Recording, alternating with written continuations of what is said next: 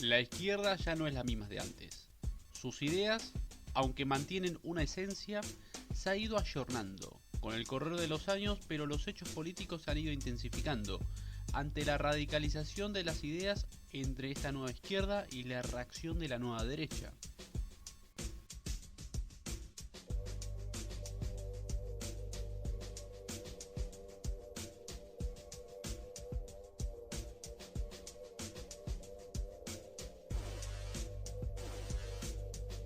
Para definir a esta nueva izquierda que ha surgido a principios de este siglo, bien hay que repasar a la vieja izquierda. Esas ideas políticas que surgieron a mediados del siglo XIX y que se manifestaron fuertemente a principios del siglo XX, donde la subversión bolchevique fue su mayor éxito. La Unión Soviética representa claramente a esa izquierda comunista clásica. Fuerte presencia estatal en todos los asuntos sociales, economía cerrada y comercio únicamente con los países afines a este, y no tener ningún tipo de pudor a la hora de imponer su autoridad hacia los estamentos más bajos de la sociedad. China, hoy por hoy, a pesar de algunas de sus transformaciones políticas internas, mantienen vigente ese comunismo clásico, donde el Partido Comunista lo es todo y donde la verticalidad política se hace notar a la hora de tomar decisiones. Podemos afirmar sin miedo a la equivocación que este país es el que mantiene ciertos estandartes comunistas que con los años la izquierda propiamente dicha ha ido cambiando por nuevas consignas. Esto es lo que quiero dejar en claro desde el inicio. La izquierda ha dejado el comunismo de lado y ha comenzado a adoptar una postura más progresista. La lucha política ya no es armada como lo fue en la década de los 70. Ahora es por y a través de la democracia, de una manera mucho más astuta, mediante la batalla cultural que se implementa tanto en los medios de comunicación y sistemas educativos. A comienzos de los años 2000 comienza a surgir una oleada izquierdista en América del Sur. Hugo Chávez se mantiene en el poder luego de un intento de golpe de Estado que sufre en el 2002. Esto le permitió radicalizar aún más su gobierno, ganándose el apoyo popular. Su discurso contra el imperialismo estadounidense, contra el neoliberalismo bancario y su supuesta defensa a favor de los trabajadores, logra conservar a sus fieles firmemente de su lado. Luego de la crisis económica del 2001, Néstor Kirchner asume en el 2003 la presidencia de la Argentina. Tanto él como su esposa, Cristina Kirchner, comenzarían a legislar a favor de los piquetes y manifestaciones de los trabajadores en protesta de sus derechos. Su discurso ideológico en contra del régimen militar, en pos de los derechos humanos y de la identidad, caracterizaron al gobierno kirchnerista por ser parte de esa oleada izquierdista.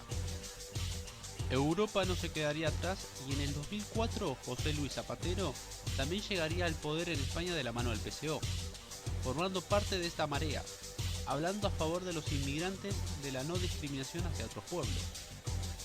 Lula da Silva llega a la presidencia en el 2003 en Brasil, un sindicalista que juraría defender a los trabajadores del peligro neoliberal imperante. En Bolivia se viviría algo similar, con Evo Morales asumiendo en el 2006 su presidencia con discursos y consignas parecidas a la de sus pares.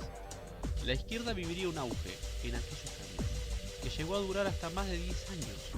Ya no hizo falta un golpe de Estado ni una revolución armada.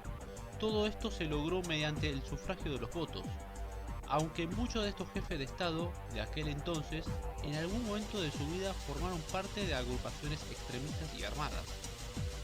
Luchar contra la influencia estadounidense en la región, defender el derecho de los trabajadores ante la explotación empresarial, darle dignidad a los más pobres e incluso legislar leyes a favor del matrimonio homosexual como también la adopción de niños hacia parejas homosexuales y una cercanía geopolítica con Cuba, Rusia y China fue lo que más caracterizó a estos gobiernos. Todo esto se vería redoblado con un hecho histórico que quedaría enmarcado en marzo del 2013. Un sacerdote jesuita, sudamericano, llegaría al papado luego de la renuncia de Benedicto XVI. Su nombre civil es Jorge Bergoglio, pero mundialmente conocido como el Papa Francisco. ¿Por qué recalco esto? Tras la teología de la liberación de la década de los 60 con el sacerdote jesuita Camilo Torres, la orden de los jesuitas, la más numerosa orden dentro del Vaticano, tendría una aceitada y firme alianza con el marxismo. El hecho de que el Papa Francisco sea jesuita hizo que la Iglesia Católica como institución, no solo religiosa sino también como un estado pontífice, tuviera un giro político extraordinario. predicando el evangelio con un prisma marxista, con una narrativa desde la lucha de clases que muy astutamente dicen defender a los más vulnerables, promoviendo y exigiendo en Europa que abracen a la oleada de inmigrantes que llegan a las distintas costas del Mediterráneo. A su vez, cambiando su punto de vista sobre la homosexualidad, que ya no es vista como un pecado, y dejando de criticar a los matrimonios igualitarios. También Francisco sería criticado por el ala más conservadora del Vaticano al nombrar mujeres en distintos puestos administrativos y políticos dentro de la Santa Sede. La revolución progresista llegaría hasta la cúpula de San Pedro. Luego del 2013 se intensificaría la campaña feminista en distintas partes del mundo, abogando por los derechos de las mujeres en obtener igualdad de condiciones para con el hombre en el ámbito laboral, exigiendo las mismas oportunidades, dando a entender que se le discriminan por ser mujeres. Otro de los reclamos fue el derecho al aborto, ya no solo en casos de violación o de que la madre puede peligrar su salud debido al embarazo, sino ya en casos más extremos, ver el aborto como un anticonceptivo, donde el ultraindividualismo feminista pregona el derecho de su cuerpo puede decidir al abortar a un bebé no deseado. Este movimiento social sería toda una bandera política para la nueva izquierda, que incluso llegaría a crear el Ministerio de la Mujer y de la Igualdad, casos como en España o en la Argentina. Por si los momentos históricos no fueran pocos, se viviría otro momento de altísima tensión en Sudamérica. Mediados del 2019, una serie de movimientos sociales estallarían en Colombia, Ecuador, Bolivia y Chile. Los reclamos serían distintos, aunque un nuevo concepto político constitucional surgiría: la Constitución Plurinacional. ¿En qué consiste esta Constitución Plurinacional? Se reclama el derecho constitucional de la raza aborigen que, según la izquierda, son víctimas de la discriminación y de la marginalidad. Pero más complejo aún se torna el tema cuando muchos de los líderes de las comunidades aborígenes reclaman un territorio o incluso un estado propio. Casos como el tema mapuche en la Patagonia chilena-argentina. El debate tiene que ver más con lo histórico, donde ellos reclaman tierras que según ellos mismos les pertenecen por derecho propio, pues la nueva izquierda se adueña de este debate y lo utiliza dentro de sus consignas políticas. En algún momento dado, un político reconocido argentino llegó a denominar a estos movimientos simultáneos como una brisa bolivariana. Y si de brisas bolivarianas se tratara, Colombia no sería la excepción. País aliado a Estados Unidos por excelencia, fiel representante del republicanismo y del modelo liberal en la región, viviría un momento de cambio en el 2022. Gustavo Petro, un exguerrillero que se introduce en la política a mediados de la década de los 90, llega a la presidencia colombiana, transformándose en el primer político izquierdista en llegar al poder en dicho país, con sus eslogan de mayor igualdad entre la mujer y el hombre, el derecho al aborto, el reconocimiento del Estado hacia los aborígenes y moderar la influencia estadounidense en Colombia.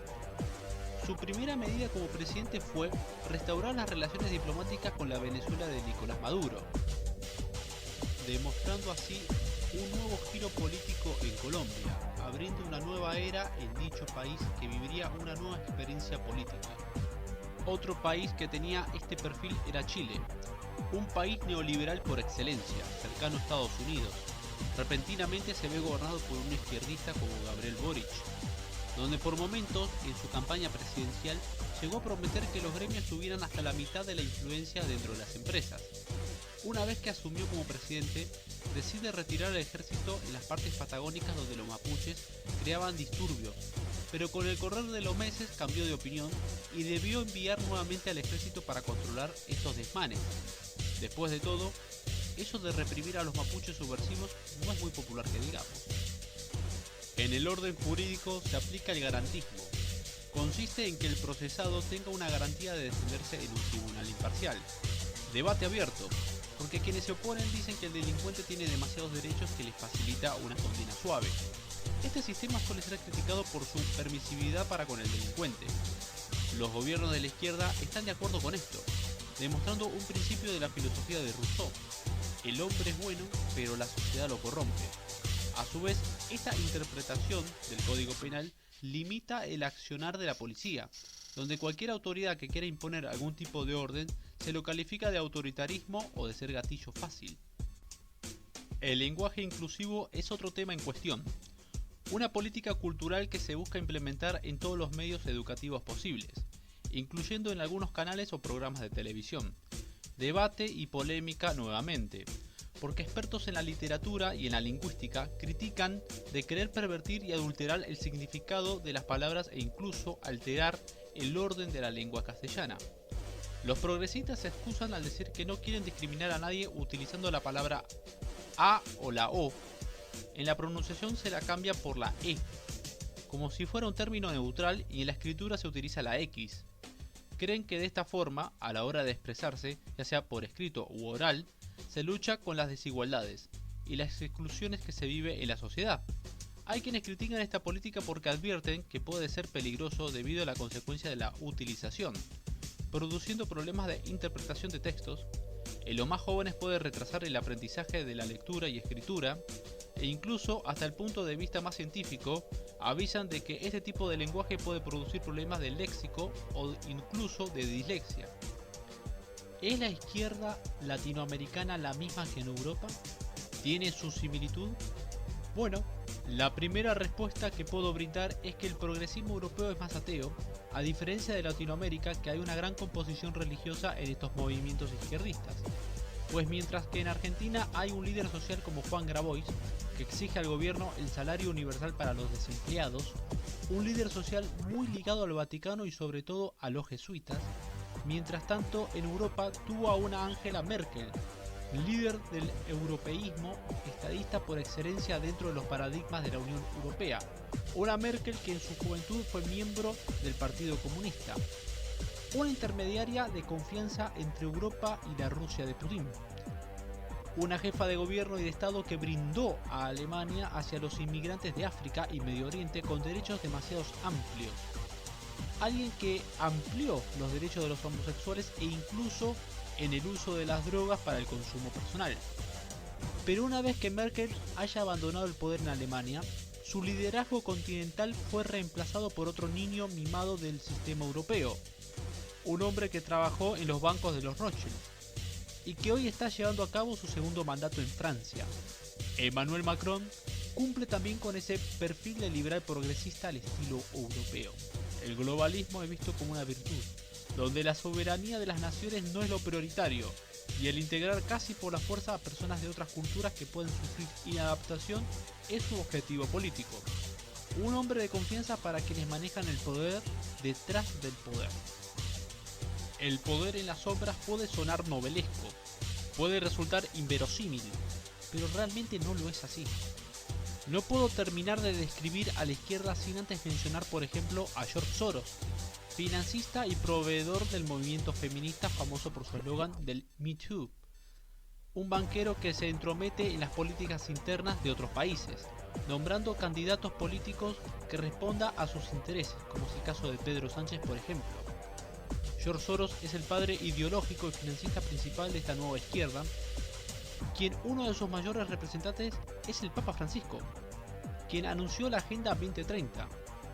Durante la pandemia, una pandemia muy politizada, donde los gobiernos de izquierda, con China a la cabeza, han mantenido una política de cuarentena estricta y asfixiante, con argumentos científicos y sanitarios. Se impuso un estado de sitio en casi todo el mundo. Esto también caracterizó a la nueva izquierda. Si de características se tratara el matrimonio Clinton, que aún se mantienen una enorme influencia sobre el Partido Demócrata en Estados Unidos, son fieles veedores de los intereses progresistas de George Soros, tanto dentro como fuera de los Estados Unidos.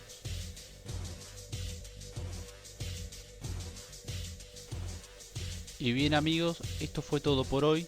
Si te gustó el video te pido que des un like, que lo compartas, que lo difundas y que te suscribas al canal. Desde ya, muchas gracias.